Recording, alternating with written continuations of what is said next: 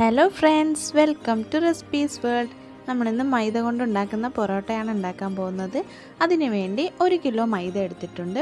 അതിലേക്ക് ഒരു കോഴിമുട്ട പൊട്ടിച്ചൊഴിച്ച് കൊടുത്തു. ഇനി അതിലേക്ക് 1/4 ടീസ്പൂൺ ഉപ്പ് ഇട്ടുകൊടുക്കാം.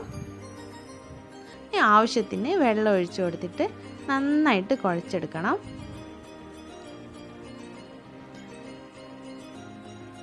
അധികം കട്ടിയോ ആവരുത്, അധികം ലൂസും ആവരുത്. കുറച്ച് നല്ല സോഫ്റ്റായിട്ട് കിട്ടുന്ന പരുവത്തിൽ വേണം നമ്മൾ കുഴച്ചെടുക്കാൻ. അപ്പോൾ ഇത് നല്ല സോഫ്റ്റായിട്ട് ഞാൻ കുഴച്ചെടുത്തിട്ടുണ്ട്. ഇനി നമുക്ക് കുറച്ച് ഓയിൽ സ്പ്രെഡ് ചെയ്ത് കൊടുക്കാം.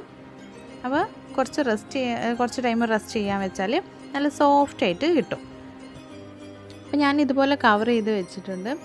നിങ്ങളടുത്ത് കവർ ഇല്ലെങ്കിൽ നിങ്ങൾ ഒരു തുണി നനച്ച് നന്നായിട്ട് പിഴിഞ്ഞ ശേഷം ഇതിൻ്റെ മുകളിലൊന്ന് ഇട്ടുകൊടുത്താൽ മതി. ഇത് മുകൾ ഭാഗം ഡ്രൈ ആയി പോവാതിരിക്കാൻ വേണ്ടിയിട്ടാണ് ഇങ്ങനെ ചെയ്യുന്നത്. അപ്പോൾ ഞാനിത് 1 മണിക്കൂർ റെസ്റ്റ് ചെയ്യാൻ വെക്കുകയാണ്. ഞാനിത് 1-1.5 മണിക്കൂർ റെസ്റ്റ് ചെയ്യാൻ വെച്ചിട്ടുണ്ട്. അപ്പോൾ രാവിലെ നേരെ ഇല്ലാത്തവരാണെങ്കിൽ അത് രാത്രി കുഴച്ച് വെച്ചിട്ട് രാവിലെ പൊറോട്ട ഉണ്ടാക്കുകയാണെങ്കിലും കുഴപ്പമൊന്നുമില്ല. അപ്പോൾ ഞാനിതിൽ നിന്ന് ഒരു ചെറിയ പോർഷൻ എടുത്തിട്ട് ബോൾസാക്കി വെക്കുകയാണ്. ഇതുപോലെ വേണം ബോൾസാക്കി എടുക്കാൻ. ഇനി നമ്മൾ എവിടെ വെക്കുന്നതെന്ന് വെച്ചാൽ അവിടെ കുറച്ച് ഓയിൽ സ്പ്രെഡ് ചെയ്ത് കൊടുക്കാം. അപ്പോൾ നമുക്ക് ഒട്ടിപ്പിടിക്കാതെ എളുപ്പത്തിൽ എടുക്കാൻ പറ്റും. അതിന് മുകളിലും കുറച്ച് ഓയിൽ തേച്ച് കൊടുക്കുന്നുണ്ട്.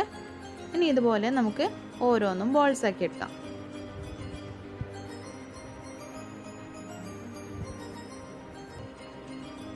ഇപ്പോൾ മുഴുവനും ബോൾസാക്കി എടുത്തിട്ടുണ്ട്. ഇനി ഇത് ഓരോന്ന് എടുക്കുമ്പോൾ ഡ്രൈ ആയി പോവാതിരിക്കാൻ വേണ്ടി ഇതുപോലെ കവർ ചെയ്ത് കൊടുക്കാം. അപ്പോൾ ഓരോന്നെടുത്ത് പരത്തി കൊടുക്കാം. ആദ്യം കുറച്ച് ഓയിൽ അപ്ലൈ ചെയ്തിട്ട് അതിന് മുകളിൽ വെച്ച് പരത്തി കൊടുക്കാം.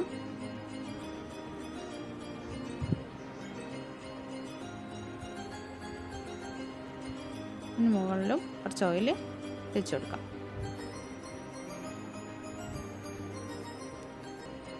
എന്നിട്ട് ഇതുപോലെ നന്നായിട്ട് വീശിയെടുക്കാം. അങ്ങനെ വീശാൻ കഴിയാത്തവരാണെങ്കിൽ നമുക്ക് നന്നായിട്ട് പരത്തി കൊടുത്താൽ മതി. നൈസായിട്ട് പരത്തിയെടുക്കാം. അപ്പോൾ ഇതുപോലെ തന്നെ കിട്ടും. പിന്നെ കട്ടി കൂടിയ ഭാഗമൊക്കെ കുഴലിൽ വെച്ചൊന്ന് പരത്തി കൊടുക്കുന്നുണ്ട്. അപ്പോൾ എല്ലാ ഭാഗവും നന്നായി നൈസായതിന് ശേഷം അതിൻ്റെ മുകളിൽ കുറച്ച് ഓയിൽ തേച്ച് കൊടുത്തു. ഇനിയിത് ഇതുപോലെ നീളത്തിൽ ചുരുട്ടിയെടുക്കാം. എന്നിട്ട് നമുക്കിതുപോലെ ചുറ്റി എടുത്ത് കൊടുക്കാം. ഇങ്ങനെ ചുറ്റി വെച്ചതിന് ശേഷം നമുക്ക് അത് ഒട്ടിച്ച് വെക്കാം. ഇതുപോലെ ഓരോന്നും ചെയ്തെടുക്കണം.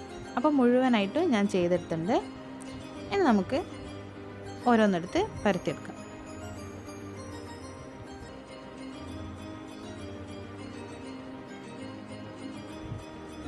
ഇനി ഒരു പാൻ വെച്ച് അതിലേക്ക് ഒന്ന് ഇട്ട് കൊടുത്തിട്ടുണ്ട്. അതിൻ്റെ മുകളിൽ ഞാനിപ്പോൾ നെയ്യാണ് തേച്ച് കൊടുത്തത്. എന്നിട്ട് മറിച്ചിട്ടതിന് ശേഷം അവിടെയും നെയ്യ് തേച്ച് കൊടുത്തു. നിങ്ങൾക്ക് വേണമെങ്കിൽ ഓയിൽ തന്നെ യൂസ് ചെയ്യാം. ഇഷ്ടമുള്ളത് എടുക്കാം. ഇങ്ങനെ 2 സൈഡും വേവുന്നത് വരെ ഇത് മറിച്ചിട്ട് കൊടുക്കാം. ഒരു മീഡിയം ഫ്ലെയിമിൽ വെച്ചിട്ട് വേവിച്ചെടുത്താൽ മതി. ഫ്ലെയിം കുറച്ച് വെക്കണ്ട, അപ്പോൾ ഡ്രൈ ആയി പോവും. അപ്പോൾ ഇത് നന്നായിട്ട് കുക്കായി വന്നിട്ടുണ്ട്. ഇനി നമുക്ക് ഇതിൽ നിന്ന് എടുത്ത് മാറ്റാം. അപ്പോൾ ഇതുപോലെ വെച്ചിട്ട് നന്നായിട്ട് അടിച്ചു കൊടുക്കാം. ചൂടോടെ തന്നെ അടിച്ചെടുക്കണം. നിങ്ങളെ പാന് വലുതാണെങ്കിൽ ഒരു 3 എണ്ണം വെച്ചിട്ടൊക്കെ ചുട്ടിട്ട് 3 കൂടി ഒരുമിച്ചൊക്കെ അടിച്ചു കൊടുക്കാം.